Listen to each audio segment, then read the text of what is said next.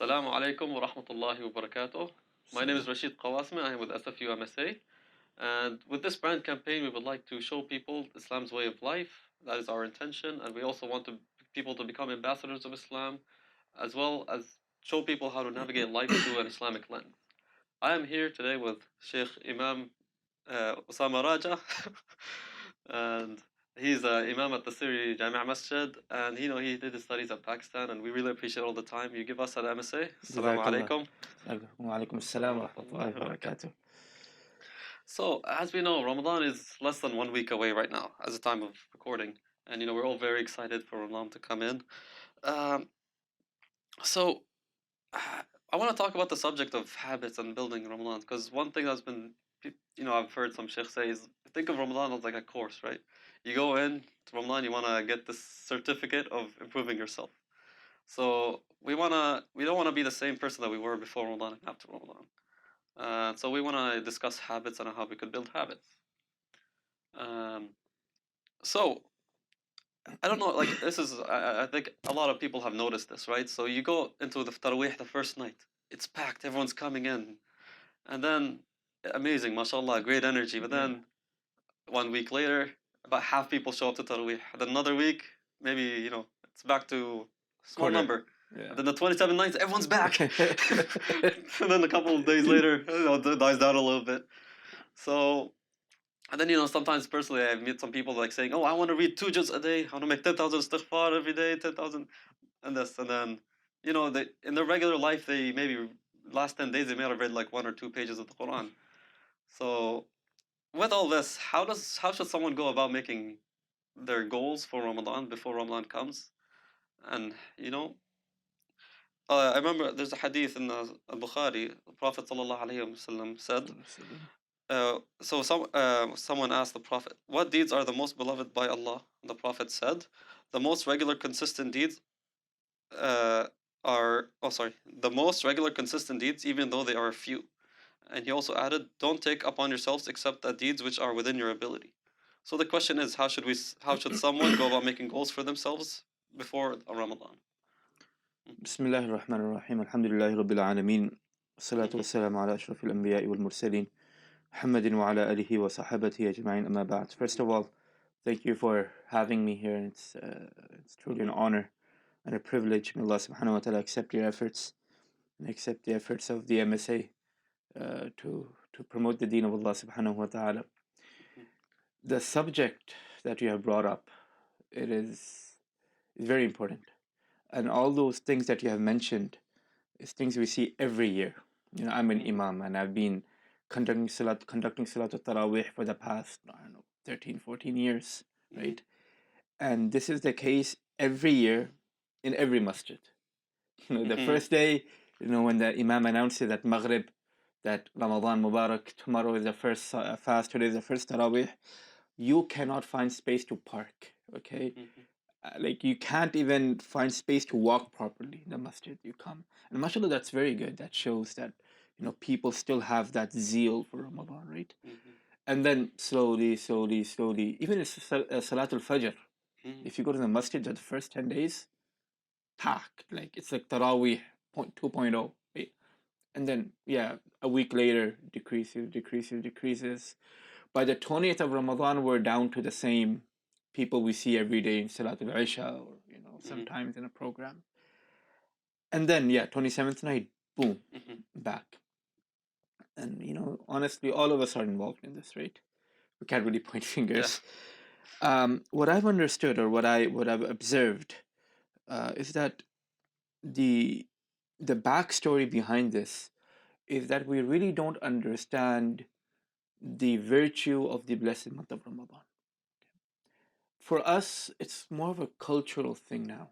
Sorry to say, it's like something that we wait for in our culture. Every year Ramadan is coming, we're gonna have nice iftar, we're gonna go socialize in the masjid, it's gonna be a Ramadan vibe. We don't consider it as important as the Sahaba would consider Ramadan. We look at the Sahaba of Rasulullah sallallahu alaihi wasallam, you'll be shocked.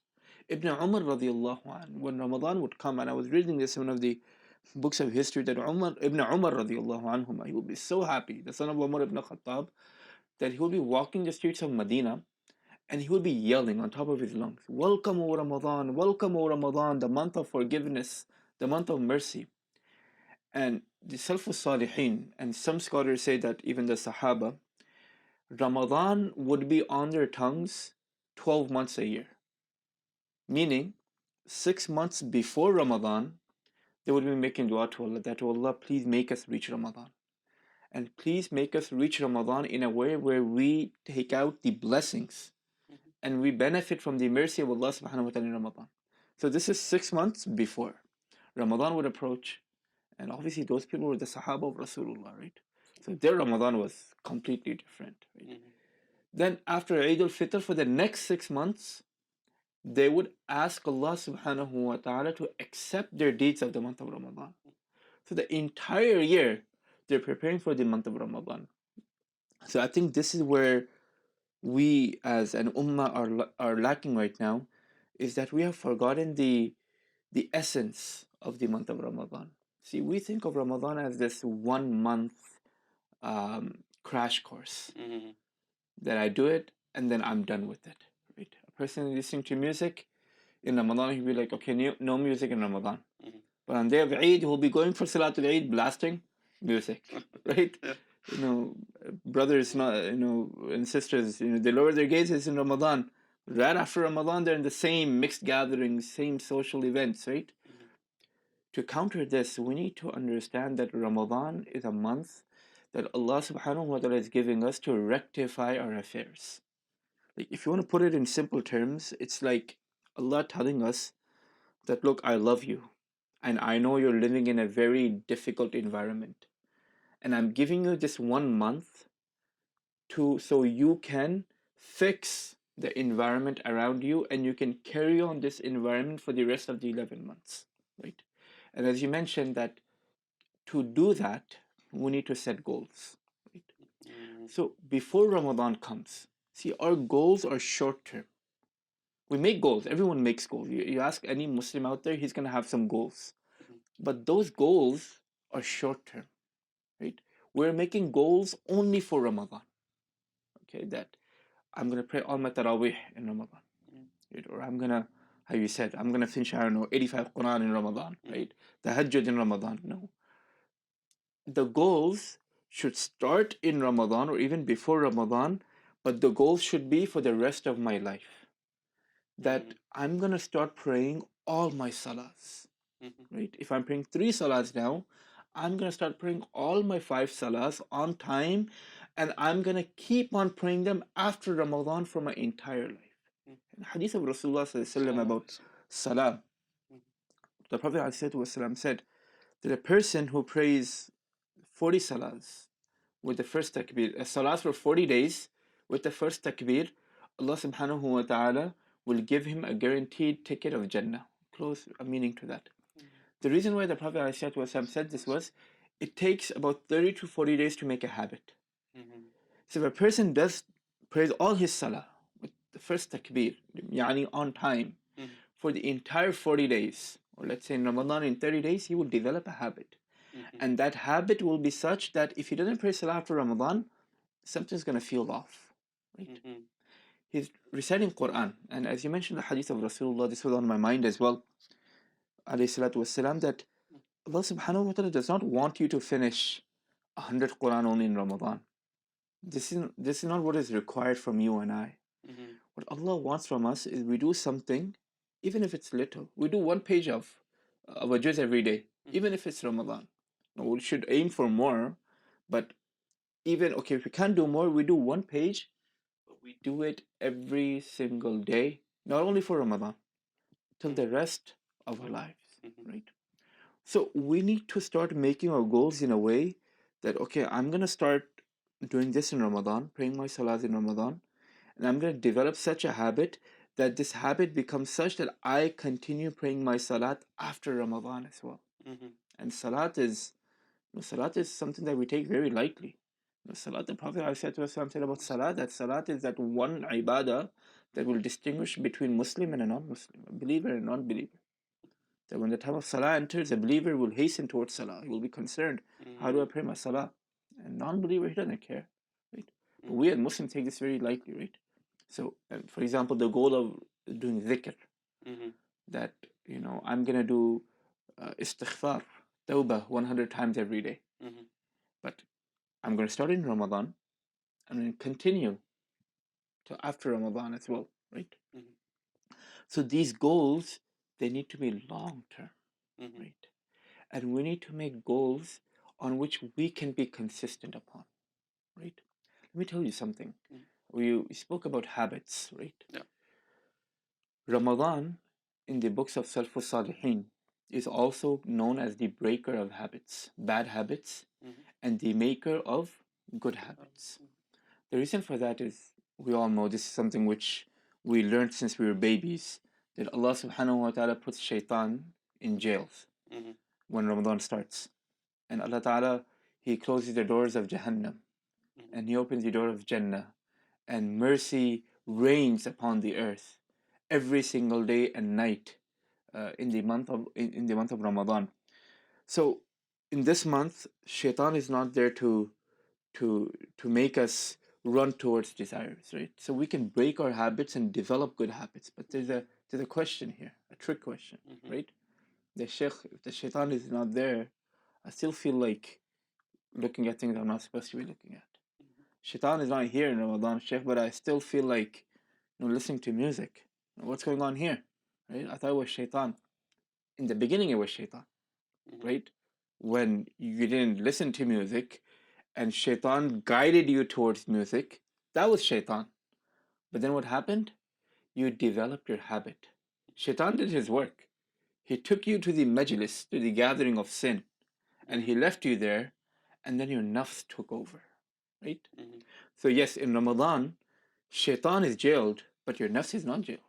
Your nafs is there with you. And Ramadan is to train your nafs. And this is how you will break your habits, right? When a person is not able to get married and he asks Sheikh, what should I do?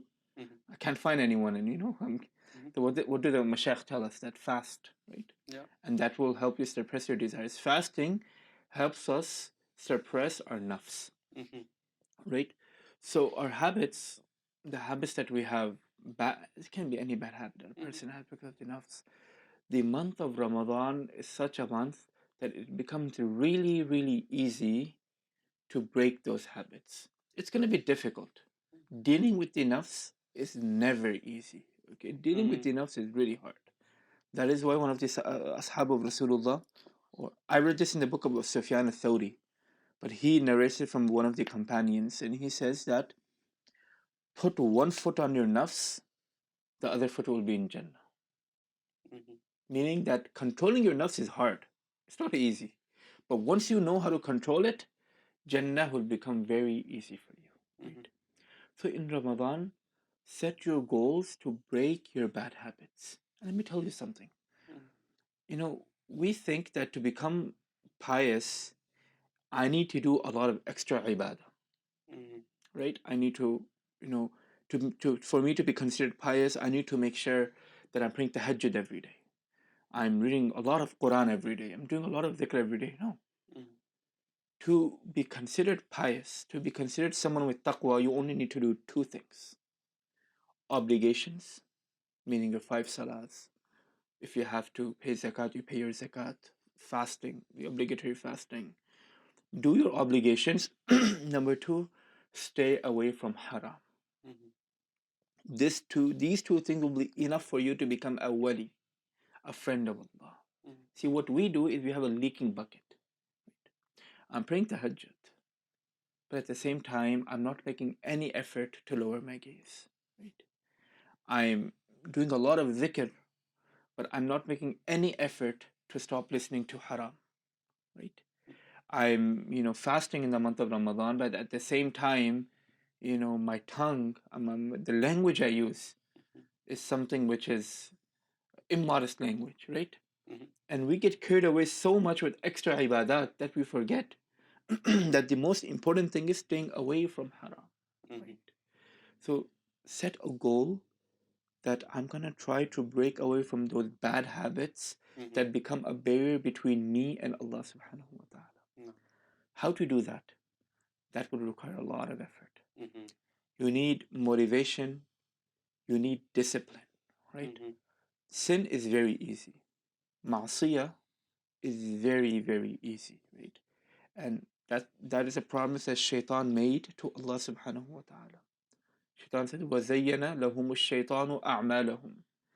That Shaitan said to Allah that I will, your servants and your slaves, I will make sin look good for them. I will beautify sin for them, that they will run towards sin, right? So it's not going to be easy. You know, when Ramadan comes, I was speaking just about this with some of the other brothers and sisters in UBC as well the other day, that when Ramadan is coming, you know, you see that countdown, 100 days, 90 days. We think Ramadan is some sort of magic wand, okay? That Ramadan is going to come, we sight the moon, sorry, and something is going to appear from the sky, and I'm going to lose the ability to do sin. It's not like that. No.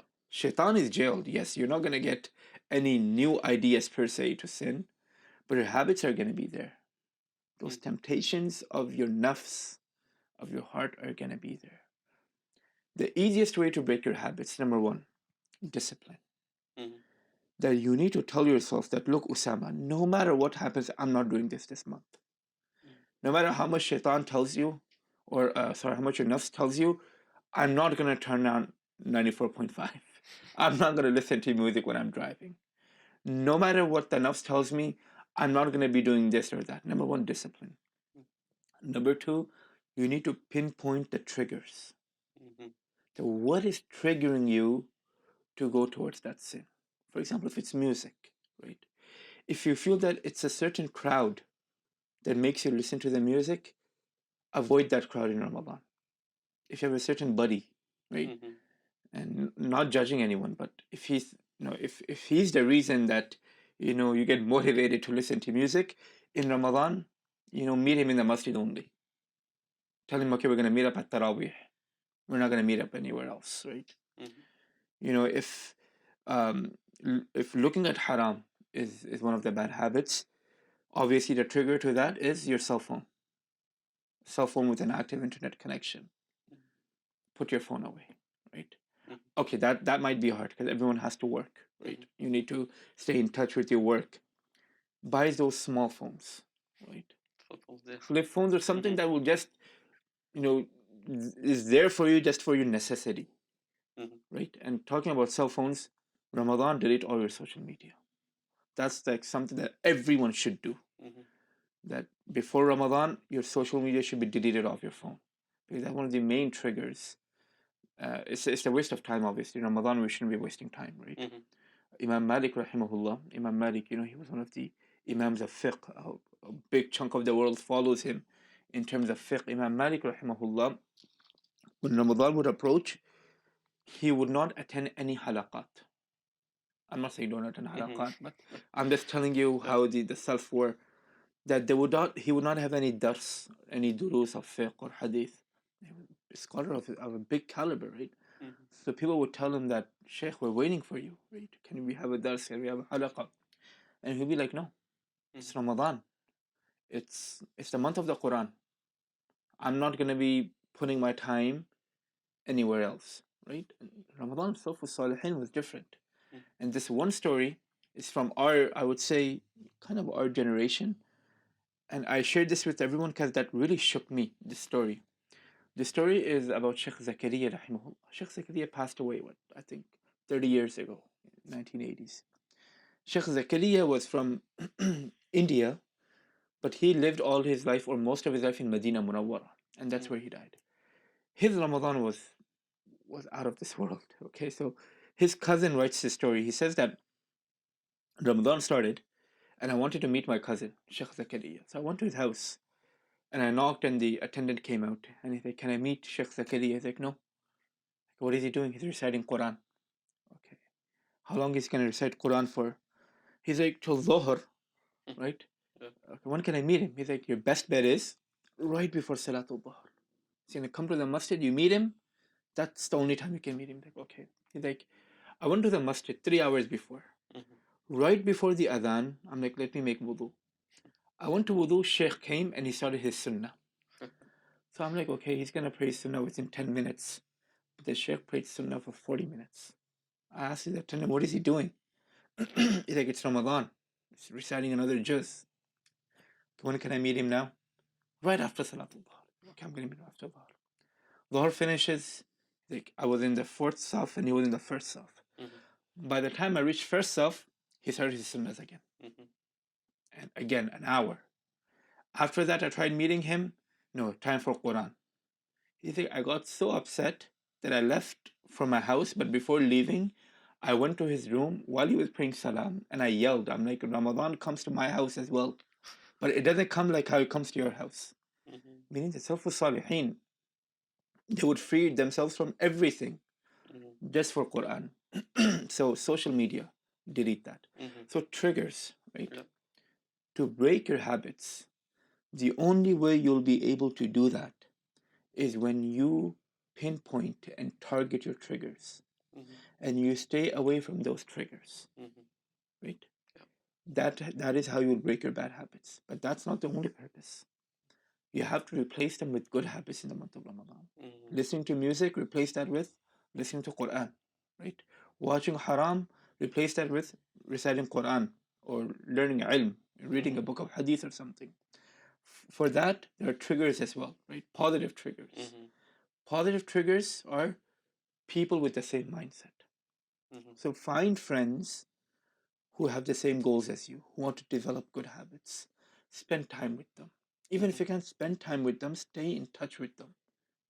What are you doing now? Okay, I did like half a juz. Okay, let me do my half a juz as well. One thing that really helped me when I was in the past months of Ramadan was we made this group chat. And whatever ibadah someone would do, not to show off, just to encourage that group of 5-6 people, he would say that, guys, I'm done my half a juz today. Right? Like, okay, man, I gotta do mine. And the other guy would be like, okay, when you're done, let us know. So there was accountability, right? And doing that slowly for 30 days, it developed a habit, right? So this is what we need to do. Goals long term, but goals on how to break habits in the month of Ramadan as well. Okay. Third thing, which was the first point that you brought up, I don't know why I'm bringing it as the third point, was consistency in Ramadan. That why is it that the first day were different, and then in the middle were different, and then the end were like the first day again? Is what I mentioned in the beginning, is understanding the virtue of the month of Ramadan. Right? We need to understand that this entire month is a blessing, yes, but this is something that I can guarantee you never heard before. This entire month is a blank check from Allah subhanahu wa ta'ala. Right? And the way I like to put it, it's a whole checkbook with blank checks, and Allah gives you one check every day, and it's up to you how you cash it. And He's going to take that back at the end of the day. It's up to you what you write on it. Right? When you think of it that way, right? Every day will be a new day for you. Okay? That's the first thing. Second thing is, take one day at a time. Okay? The reason why we get lazy after 5-6 days is when we say that, oh, it's the whole month. No. It's a whole month, but don't think like that. Just focus on that one day. Okay, this is the only day I have today. I don't know if I'm going to get tomorrow or not. Ibn Qayyim rahimahullah, the way he explains salah. You must have heard about the famous hadith of Jibreel. Jibreel came to teach us about deen. There's a statement that Rasulullah said about ihsan in that hadith. He said that when you worship Allah subhanahu wa ta'ala, worship Him as if you can see Him. If that's not possible for you, at least you should imagine that Allah can see you. So Ibn Qayyim, he said that someone asked him that, how do we pray salah like this? It's very difficult, right? So Ibn Qayyim said that before you make wudu, and before you start your salah, when you stand on wherever you're praying salah, imagine that right in front of you is Allah subhanahu wa ta'ala. behind you is the angel of death, and this is going to be your last salah, and he's going to take your life after this. On your right is Jannah, on your left is Jahannam, and you're standing on the bridge of Sirat praying salah. When you pray salah like that, it's going to be a different salah. Yeah. When you spend one day of Ramadan like this, it's going to be a completely different day. Thinking that Allah has given me this one day, in your head, remember this ayah of Surah Sajda, in which Allah says that when I will send people into Jahannam, they will beg me that Allah give us one more day in dunya. We'll spend 24 hours worshipping you. Just keep in your head that this is that one day Allah has given me. That I can do whatever I want. And Allah will, for akhirah. When you spend every single day this is what I'm talking about, realistic goals. That every single day you spend as if this is the only day that you have, then your entire Ramadan will be consistent. But what we do is, I have 30 days, I have nothing to worry about. And then the other things that our nafs put in our head is that, don't worry, man, the last 10 days are very special. So whatever you don't do today, you can do in the last 10 days. No, it's not like that, right? That's being ungrateful to Allah. And Allah subhanahu wa ta'ala, He doesn't really need us. He doesn't need us at all. Right? We need Allah subhanahu wa ta'ala. And if we keep on doing this, if we're ungrateful to Allah like this, Allah doesn't need our fasting. And He could make us sick in the last 10 days. What are you going to do then? You can't fast. You get injured. You can't go to the masjid for Laylatul Qadr. You can't do ibadah. What are you going to do then? Right? So short-term goals, realistic goals. So take one day at a time. First day of Ramadan, okay, you thank Allah that Allah, you made me reach Ramadan. Second day of Ramadan, okay, set a goal that today I'm going to recite maybe half a juz of Quran, 4 rakat of tahajjud, salatul tawbah. And one ibadah is very important that we really don't focus on is reflection on our sins. After tahajjud someday, after tarawih someday, just sit there. Put your head down and think about all the sins that you have done. And talk to Allah about your sins. Allah knows everything, but tell Him about your situation. Ya Allah, sometimes when you can't give an exam, you go to the professor, you tell him, you cry your situation out. Tell Allah your situation. You see, when you build such a connection to Allah subhanahu wa ta'ala, then you will see that this month of Ramadan will become a blessing for you, right? And one thing that really helps me be consistent on my ibadah in Ramadan is the statement of Junaid al-Baghdadi, rahimahullah. Junaid says that everyone comes out on Eid al-Fitr dressed up nice, smelling good, thinking they have the right to celebrate Eid.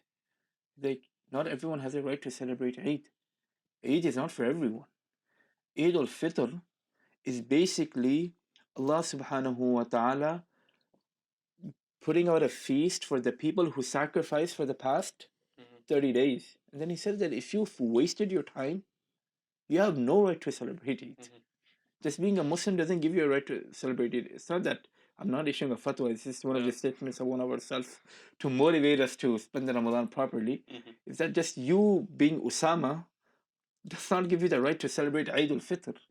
You spending the Ramadan and pleasing Allah, that is what gives you the right to celebrate Eid al-Fitr. So what we discussed now was breaking bad habits, building good habits, setting long-term goals before Ramadan, and realistic goals. That's very, very important, right? We read about the Sahaba of Rasulullah sallallahu alaihi wasallam that, and the Salaf Salihin, that they would do 6 Qurans in the month, 8 Qurans in a month, right? You need to understand those people were different. They were built different. They were in a completely different environment. Like how Abu Bakr radiallahu anh, when he came in, he gave charity for the battle. When he brought everything he had from his house, a very famous narration. So when the Prophet got really happy, like, Abu Bakr, what did you do, man? This is something extraordinary, right? So another companion of Rasulullah tried doing the same thing. He brought everything he had to Rasulullah. The Prophet said, not you. That's only Abu Bakr. Your iman and Abu Bakr's iman, completely different. Not you. You take your wealth back. right? Mm-hmm. So yes, we read about those people to motivate us for Ramadan, but don't think that you must do that. Not everyone can do that. Those Mm-hmm. people who are finishing 6 Qurans every day, there were such people that one of the Sahaba, they got married to to one of the women Mm-hmm. at the time of Rasulullah, and the wife of Rasul of this Sahabi sent a message to the Prophet ﷺ saying that, can you please talk to this person? Like, we've been married for this many days and he didn't even speak to me once. He comes at home at night and starts praying Salatul Fajr. Mm-hmm. And after Salatul Fajr, he's fasting the whole day. What am I supposed to do? Yeah. So the people who we're talking about who finished 6 Qurans, 8 Qurans in Ramadan, their 11 months were like that, right? Mm-hmm. Our 11 months are completely different, and we expect Mm-hmm. to become Sufyan al-Thawri in Ramadan. That's not possible, right? Realistic goals. Mm-hmm. Yes, we do encourage brothers and sisters to finish at least one Quran in Ramadan. Mm-hmm. But even if it's that, if that's difficult for you, it's okay. Mm-hmm. You don't have to finish the Quran. What's expected from us in Ramadan is to build a habit of the recitation of the Quran, Mm-hmm. right? Yeah. If you can't finish the Quran, it's okay. But if you built a habit of reciting one page every day for the rest of your life, you've cashed You've cashed the in. month of Yeah. Ramadan, right? Mm-hmm. So in terms of like, um, obviously we set our goals, but now like we already touched on how you want to be consistent. But what about the motivation to keep going? A lot of times people when they set a goal, they're like, I'll try to do this. Like that's what the thing. I'll give it a try. If I feel good, I'll continue. But like the some goals like say I want to pray 5 times a day. It's not really something up to us. We have to. It's an obligation. Yeah. So how do we switch it from I'm trying to like I will mindset eventually? Yeah. There are a few things. Mm-hmm. The first one, what I mentioned at the beginning, is discipline. Yeah. See, ibadah of Allah subhanahu wa ta'ala is something that we have been promised Jannah for, right? Mm-hmm. That you worship me, you please me, I will give you Jannah. Do you think Jannah is easy? No, Jannah is not easy. The reason why Allah subhanahu wa ta'ala promised us Jannah for all of this was it's gonna be hard. Mm-hmm. Ibadah, it's gonna take time. It will eventually become something that you and I will enjoy. Mm-hmm. But in the beginning, ibadah is something that is gonna require discipline. It's like going to university, school. You don't want to go to school every day, but you have to go to school every day, Yeah. right? Because you're looking at the end game. Mm-hmm. I'm going to go to school every day, become a software engineer. I don't want to go to school every day, but I have a 300K job waiting for me, right? Yeah. Eventually, inshallah. Right? So that end game, Mm-hmm. that job is what keeps you going. Read about Jannah. Mm-hmm.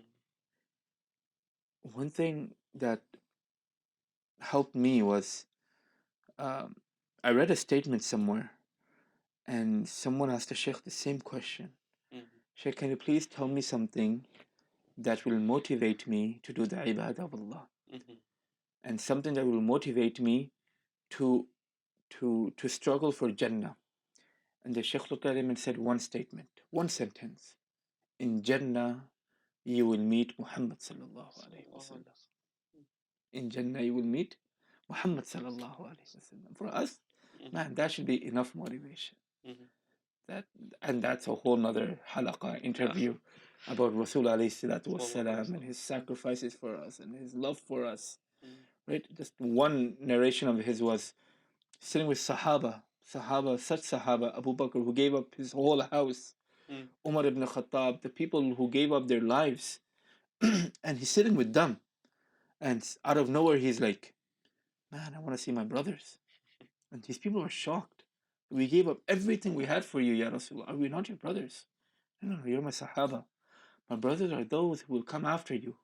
They will not see me, they will not see you, but even then they will believe in me. He was talking about us. We haven't seen Rasulullah, right? So this should keep us going. That when I'm consistent in my ibadah, inshallah I will enter Jannah. When I enter Jannah, I will be able to meet Rasulullah sallallahu alaihi wasallam. So ibadah in the beginning is not going to be really enjoyable. And I'll be straight up with this. You know, it's not gonna be what I just said. Ramadan is it's not like a magic wand. Yeah. That the time of Salatul Dhuhr entered, and you know these angels are gonna come, hold Osama, take him to Sari Jami Masjid. Please, Bismillah, pray your Salah. No, it's gonna be a struggle in the beginning. Yeah. Right? We need to, yes. Oh, sorry, I was gonna say, like, sometimes, we all say we're excited for Ramadan, this and that. Sometimes you'd have like someone, they might feel that, everyone's excited, but why am I not excited? So, like, That's com- same that, idea, right? that's completely normal. Yeah. See, we're excited because there's this vibe that is built around us. You know, you open Facebook, there's a whole post list. 6 days left, 5 days left. You go to the masajid, the announcements are happening, right? Yeah. Ramadan is starting. So there's a vibe that is being built. For someone not to feel that is completely okay. That does not make him any less of a Muslim, right? The struggle is the same for everyone. Someone, you see, everyone is different. For some, the vibe might be there, but when the time comes, they might be really not motivated. For someone, the vibe might not be there, but they're going to be really motivated when the time comes. But regardless, it's discipline. You need to push yourself, right? You need to set your mind that, look, I gotta do this. No matter what happens, I need to pray my salah. And it comes back to the same things that set small goals. Like, even if you set a goal that I'm going to pray my 5 salahs, even that is enough in Ramadan. If someone who wasn't able to pray all his 5 salahs, and in Ramadan, the only goal he sets, they said, is that I'm going to pray my 5 salahs, even that is enough, right? If that person is successful in that goal, right? So discipline. Yep. Number 2, in this Ramadan, although we're going to be doing ibadah a lot, try to read some Islamic books. Read the seerah of Rasulullah sallallahu alaihi wasallam. Read the ahadith about akhirah, about Jannah, about Jahannam. That will also put some motivation for someone to, to be consistent. And the third thing is, be easy on yourself. And I told this to the students when I used to go to UBC every Thursday, right, for halaqat. I used to tell them, like, almost every halaqat, be easy on yourself. Give yourself a break. You being Muslim in this environment is a really big thing. Okay, it is very hard to be a Muslim in this environment. You trying your best is something that is really good. So if you make a mistake here and there, just give yourself a break. Be easy on yourself. You will bounce back. Don't worry about it. You just need to have that. See, it's not always going to be motivation. I'm not going to lie to you. The motivation is not going to be there all the time. Iman fluctuates. Sometimes the Iman is really high. Sometimes the Iman is really low. But the secret is, you got to keep going. You got to keep going. See, when your Iman is low, or when you're not feeling really motivated to pray salat, or to do tilawah, or to do dhikr, and you're pushing yourself to do it, when you do that, Allah subhanahu wa ta'ala will take you to a different level of Iman. Then you will start enjoying your ibadah. But to get to that level of enjoying ibadah, you need to pass through this difficult stage of being disciplined, to push yourself to do the ibadah of Allah subhanahu wa ta'ala. So yeah. Yeah, that's awesome. Yeah, Jazakallah khair. This is going to be a little different question here. What about new Muslims? People that just recently converted and this might be their first Ramadan or second Ramadan. What advice do you have for them to, enhance and maximize their experience for this Ramadan? I have 2 advices. One for the new Muslims and one for Muslims like us. Yeah. And I would like to take the second advice first, because it's very important. For Muslims like us, we need to understand that these brothers and sisters who have accepted Islam, they left everything they had for Islam. They left their families for Islam. They left their homes for Islam. We are their families. Our homes are their homes. You know, when someone takes a shahada at the masjid, we have takbir so loud that people in Makkah can hear that takbir, right? We're just so happy. But what happens after that? Right? Yeah. When do we go check up on them? When do we go and ask them that, how are you doing? When do we go and ask them that, do you need anything? Right? Eid comes, we invite everyone. When was the last time we invited a convert from our masjid? When was the last time we had a convert for iftar at our house? Masjid.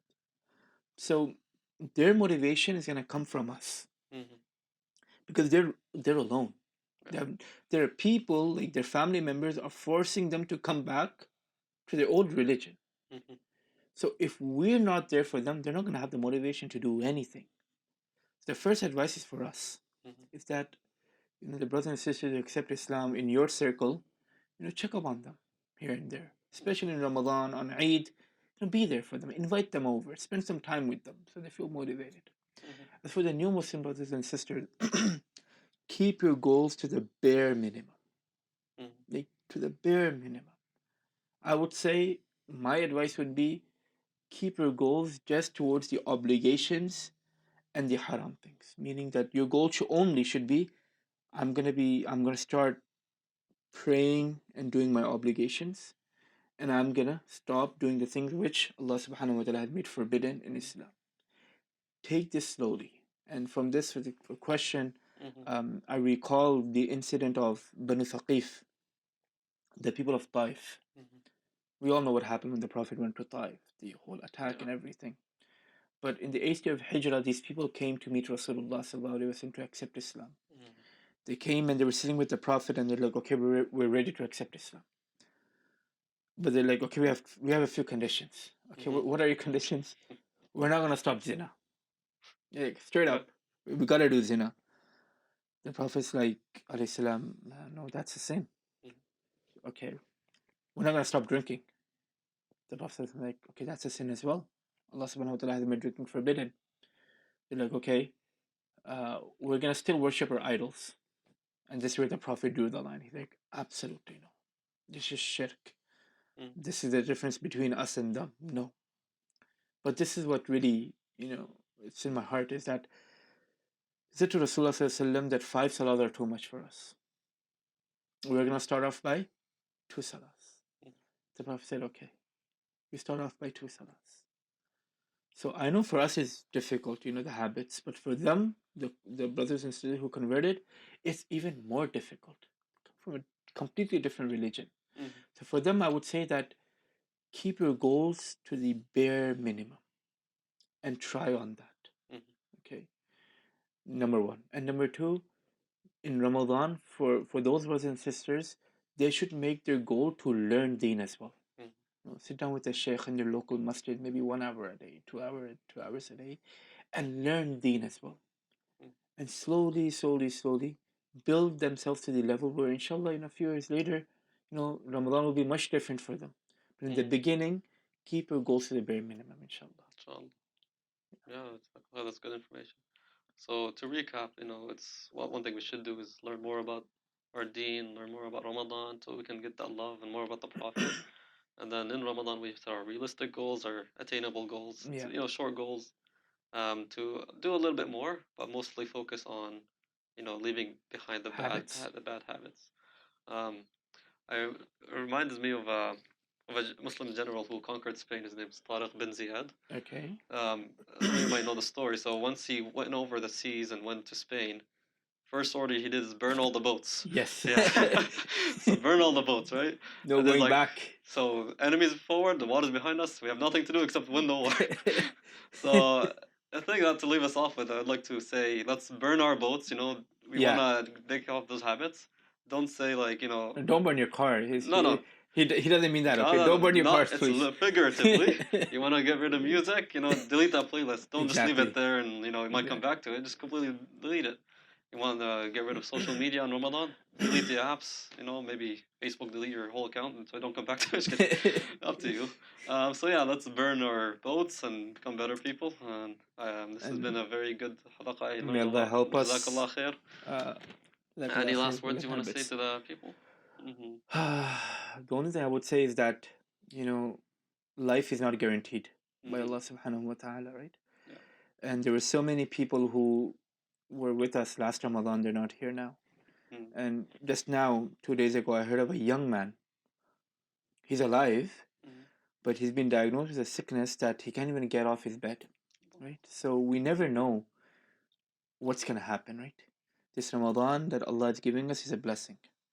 And when we're grateful to Allah about these blessings, Allah subhanahu wa ta'ala will give us more opportunities. But if we're ungrateful, then Allah subhanahu wa ta'ala takes away these blessings. This month of Ramadan is a huge blessing of Allah subhanahu wa ta'ala. Let's make the best of it, inshallah. Inshallah. And jazakallah khair for having me. May Allah reward all of you. Honor's ours. So jazakallah. Jazakallah Assalamu khair. Alaykum wa rahmatullahi wa Everyone barakatuh. stay tuned for our next interview. And Jazakallah khair. Assalamu Alaykum wa rahmatullahi wa barakatuh. Assalam.